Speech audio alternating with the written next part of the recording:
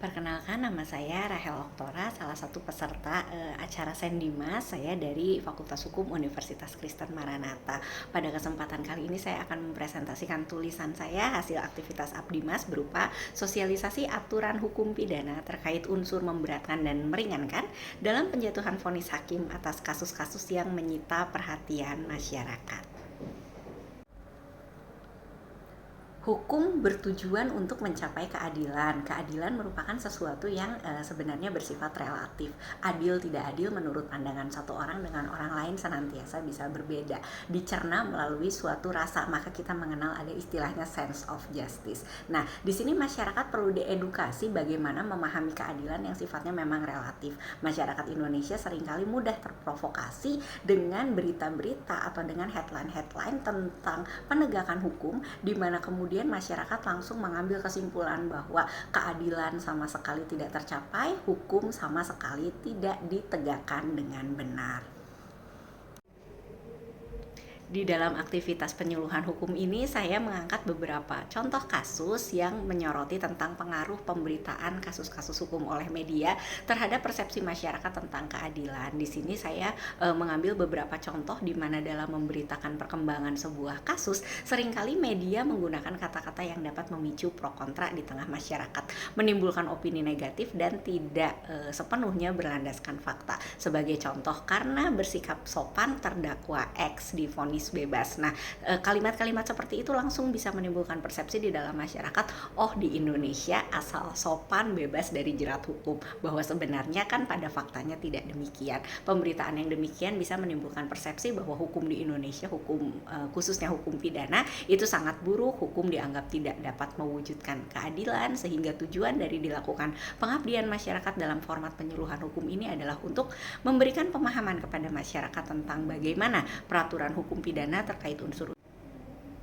beberapa landasan konseptual atau kajian-kajian literatur yang disampaikan di dalam aktivitas ini. Diantaranya sebagai narasumber saya menyampaikan tentang konsep atau pengertian hukum pidana itu sendiri sebagai suatu sistem aturan yang bisa mengenakan sanksi atas pelanggaran-pelanggaran, dan kemudian juga terkait dengan proses inti hukum pidana, di mana proses inti hukum acara pidana yang terkait berkaitan dengan penyidikan, penuntutan, pemeriksaan di persidangan sampai dengan eksekusi putusan, dan kemudian bagaimana vonis hakim itu dihasilkan sebagai hasil dari proses pembuktian dan adanya keyakinan hakim. Dan kemudian di dalam tulisan atau paper ini juga saya menguraikan tentang unsur memberatkan dan meringankan dalam suatu putusan hakim.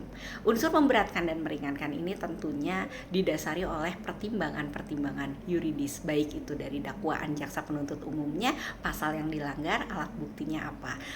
Selain itu juga kita perlu mempertimbangkan hal-hal yang sifatnya non yuridis, seperti misalnya motif dilakukannya perbuatan, akibat dari perbuatan itu, kondisi pribadi dari pelakunya, dan bagaimana nilai keadilan dipahami di dalam masyarakat tersebut. Dan kemudian juga ada faktor-faktor sosiologis, di antaranya sifat baik dan buruk dari terdakwa, dan juga ada hal-hal yang meringankan ataupun memberatkan. Pelaksanaan aktivitas Abdimas ini dilakukan melalui siaran radio. Fakultas Hukum Universitas Kristen Maranatha bekerja sama dengan Radio Suara Indah 92,1 FM Kota Bandung, sehingga di dalam aktivitas ini pihak yang terlibat adalah saya sendiri sebagai dosen Fakultas Hukum Universitas Kristen Maranatha sebagai narasumber.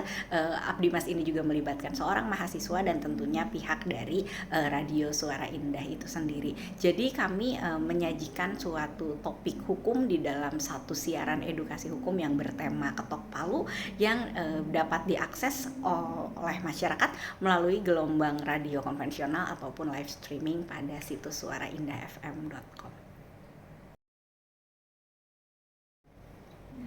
Nah, di dalam aktivitas pengabdian kepada masyarakat ini, narasumber memberikan dua contoh kasus yang cukup menyita perhatian masyarakat di tahun 2022, yaitu pelanggaran Undang-Undang Kekarantinaan Kesehatan oleh salah seorang selebgram berinisial RV, dan kemudian kasus kelalaian di dalam mengemudikan kendaraan yang dilakukan oleh terdakwa berinisial GM yang mengakibatkan penumpang yang ada di sebelahnya luka berat, dan karena menderita sakit yang cukup lama, korban tersebut akhirnya meninggal dunia. Di dalam kedua kasus tersebut banyak headline berita yang menyatakan bahwa sikap sopan menjadi salah satu dasar yang bersangkutan dihukum ringan. Poin penting yang harus disampaikan adalah sebenarnya perlu dilihat dulu pasal yang dilanggar dari setiap kasus, berapa ancaman pidana maksimum yang tercantum di dalam kasus tersebut, berapa lama tuntutan jaksa atas kasus tersebut, karena tentunya hakim tidak akan bisa menjatuhkan hukuman di atas ancaman yang ditetapkan oleh pasal yang tertulis. Sebagai contoh, jika pasalnya hanya mengancam 5 tahun, ya hakim akan memvonis maksimum 5 tahun, walaupun mungkin masyarakat merasa 5 tahun itu tidak adil, namun sistem hukum pidananya seperti itu.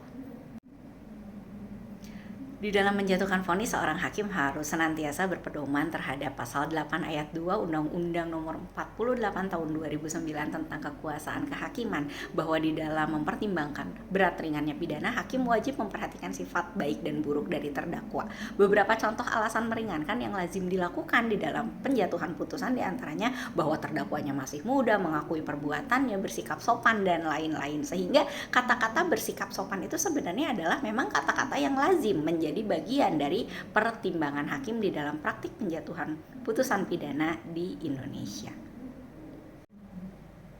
Ya, dengan demikian diharapkan dari informasi yang diberikan masyarakat bisa teredukasi untuk memahami bagaimana sistem peraturan hukum pidana di Indonesia diberlakukan, diterapkan, hal-hal apa saja yang memang menjadi dasar yang boleh digunakan oleh seorang hakim untuk meringankan pidana, dan masyarakat juga bisa melihat suatu pemberitaan secara lebih objektif. Demikian apa yang dapat saya sampaikan. Atas perhatian yang diberikan saya ucapkan terima kasih.